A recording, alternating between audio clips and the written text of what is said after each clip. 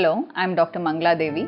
I'm a fertility specialist and gynec and obstetrician. I work at Smile Baby IVF and as a chief consultant in KC Raju Multi-Speciality Hospital and Ashishuka Hospitals.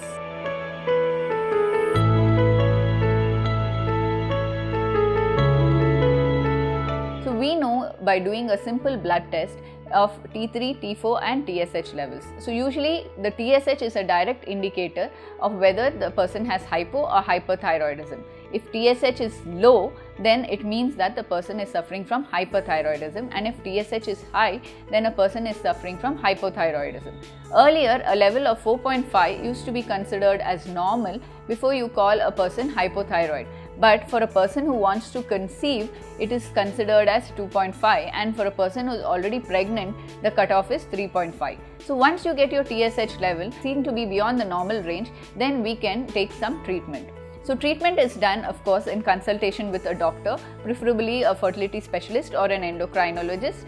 And in these cases, in case of hypothyroidism, where the thyroid hormone is low, we will usually supplement it with a thyroxine medication. So this has to be taken regularly. It is a very small tablet, and if taken in a regular manner, can easily help in control of hypothyroidism.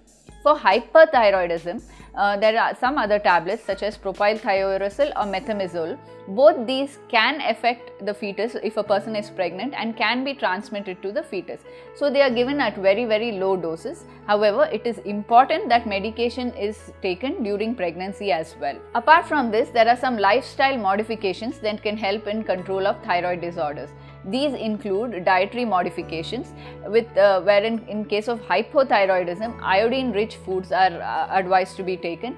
Then in addition to this, lot of exercise is necessary as these patients tend to put on a lot of weight. Then we also see that vitamin D supplementation also helps in overcoming hypothyroidism.